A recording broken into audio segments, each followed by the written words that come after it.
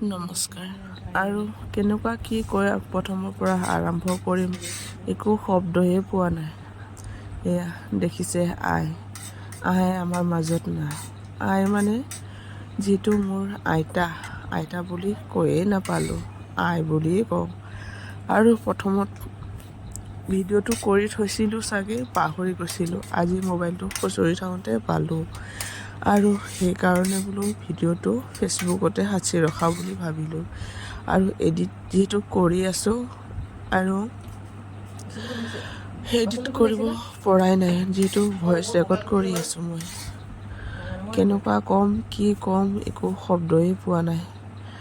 আইৰ লগত যিহেতু প্ৰতিটো মুহূৰ্ত পাৰ কৰা হ'ব শ্বেয়াৰ কৰিম বুলি ভাবিলোঁ, সেইকাৰণে এডিট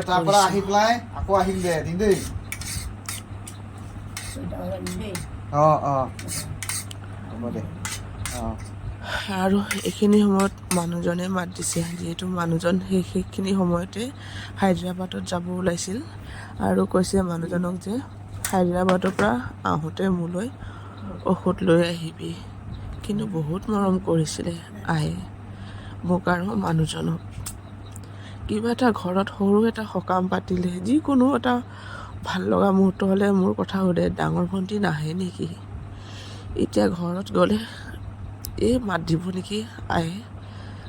মই কান্দি চকু পানী পেলাই ভিডিঅ'টো এডিট কৰি আছোঁ আৰু ভইচ ৰেকৰ্ড কৰি আছোঁ। মাততে গম পাইছে। প্ৰথম এবাৰ কৰিলোঁ প্ৰথম এবাৰ কৰি দিছোঁ, আধালৈকে কৰিলোঁ, সেইটো আকৌ ডিলিট কৰি দিছোঁ, কাৰণ মই কথা ক'বই পৰা নাই। এতিয়াও গমেই পাইছে মাতটো একদম খেমিকি ৰৈছে। যিহেতু আয়ক হেৰুৱা এতিয়া 12 তাৰিখে আহিলে যিহেতু দুমাহে হ'ব আৰু যিহেতু আয়ে কৈছে আয়ে ভাতে খোৱা নাছিলে। মায়ে ক'লে যে আয়ে ভাত খোৱাই নাই, তহঁতে এপাক। গ'লোঁ আয়ক সুধিলোঁ যে কি খাবি? আয়ে ক'লে চৰাই মাংস আৰু পিঠাগুড়ি খাম। সেয়াই ময়ে বনালোঁ আৰু ময়ে খুৱাই দি আছোঁ। আৰু আয়ৰ লগত অলপ কথা পাতিলোঁ। ভিডিঅ'টো কৰি দিছিলে কেতিয়াবাতে, পাহৰিলোঁ। আজি মোবাইলটো খুচৰোতে যিহেতু পালোঁ আৰু ভিডিঅ'টো কোনোবা চাই নাচায় সেইটো নাজানো, কিন্তু ভিডিঅ'টো যিহেতু কৰি থোৱা আছিলে আপোনাৰ মোবাইলটো কাৰণ হেৰাই যায় বা ভিডিঅ'টো যে মই আপলোড কৰি থাকোঁ, ভিডিঅ' কৰি থাকোঁ, কেতিয়াবা পূৰা ফুল হৈ যায়, কিছুমান ডিলিট কৰিবলগীয়া হৈ যায়। যাতে সেইটো নহওককৈ মই এই ভিডিঅ'টো যিহেতু আগবঢ়াইছোঁ, কাৰণ ফেচবুকত ধুনীয়াকৈ ছেভ হৈ থাকিব, আপোনাৰ স্মৃতি হৈ ৰৈ থাকিব। আই তই য'তে আছ ভালকৈ থাক।